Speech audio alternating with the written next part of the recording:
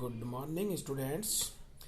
बेटा, ये अपनी पोएम है एक, द नोबल नेचर। ठीक है, ये 12th क्लास की है। तो 12th क्लास में ये पोएम है नोबल नेचर, जिसको लिखा गया है बेन जॉनसन द्वारा। ठीक है, नोबल नेचर मीन्स श्रेष्ठ, उत्तम और महान प्रकृति। तो कवि ने जो प्रकृति है नेचर, उससे सिंबल लिए हैं दो, और उन दो सिंबलों के बारे में वर्णन किया है। तो देखिए, अपन पोएम को शुरू करते हैं।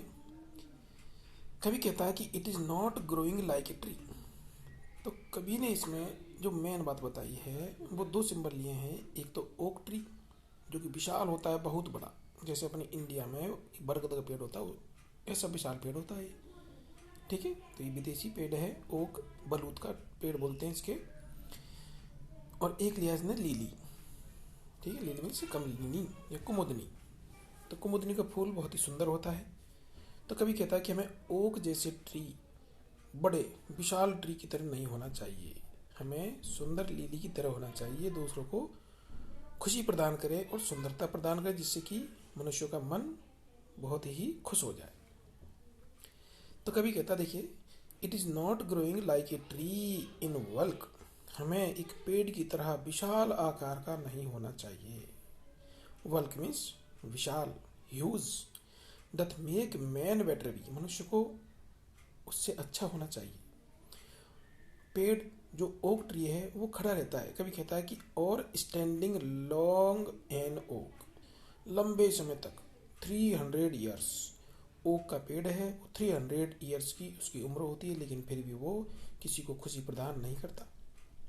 तो इसी प्रकार मनुष्य का जीवन भी बड़ा नहीं होना चाहिए, महान होना चाहिए। ठीक है, इट मीन्स लंबा नहीं होना चाहिए उसका जीवन, लंबी उम्र का नहीं होना चाहिए उसका जीवन, अच्छे कामों से भरा हुआ होना चाहिए, महान होना चाहिए, बड़ा होना चाहिए, लंबा नहीं होना चाहिए। तो कभी कहता है, it is not growing like a tree in bulk doth make man better be or standing long an oak 300 years. मनुष्य को ओक के पेड़ की तरह लंबे समय तक या फिर 300 साल तक लंबे जीवन के जैसा नहीं होना चाहिए। ओक की क्या प्रकृति बताइए कि to fall a log at last. और ओक जब गिरता है लास्ट में, जब उसकी उम्र पूरी जाती है, तो वो किस प्रकार गिरता है? एज ए लॉग, एक लक्कड़ के रूप में, सूखे लक्कड़ के रूप में। एट लास्ट, अंत में वो गिर जाता है। ड्राई, सूखा हुआ, बाल्ड, बिना पत्तियों के, बाल्ड, एंड सियर, और मुरझाया हुआ।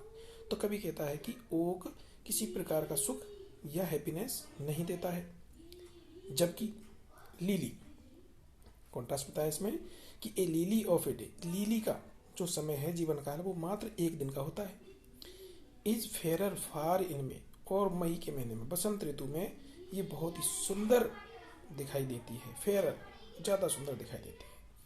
ऑल्दो, यद्यपि, it falls and die that night, यद्यपि ये उसी रात्रि को, मतलब सुबह इसका फूल खिलता है और शाम होते होते फूल खत्म हो जाता है, गिर जाता है, लेकिन वो एक दिन में कई लोगों को आकर्षित करता है और उनके मन को खुश कर जाता है। तो although it fall and die that night, यद्यपि ये एक ही रात में मर जाता है, ये फूल गिर जाता है। It was the plant and flower of light, यह फूल और ये पौधा लाइट यानी प्रकाश का है, मतलब एक दिन, पूरे दिन के प्रकाश में ये जीवित रहता है और कई लोगों को खुशियां प्रदान करता है। तो लाइट का मतलब यह खुशियों से भी है, और एक दिन में ये अपना जीवन काल खत्म कर लेता है। इन स्मॉल प्रोपोर्शन, बहुत कम समय के लिए, बी जस्ट बी सी, इसकी सुंदरता को हम देख पाते हैं बहुत ही कम समय के लिए। स्मॉल प्रोपोर्शन, छोटे समय के लिए, कम समय के लिए। बी जस्ट ब्यूटीज सी, हम इसकी सुंदरता को देख पाते हैं, मतलब एक दिन के लिए। एंड इन शॉर्ट मेजर, और बहुत ही कम समय में, लाइफ में परफेक्ट भी, हमारा जीवन परफेक्ट यानी पूर्ण हो जाता है। तो मतलब लीली की सुंदरता है वो हमको एक दिन में ही खुशी प्रदान करती है, आनंद प्रदान करती है, और हमारा जीवन परफेक्ट पूर्ण हो जाता है।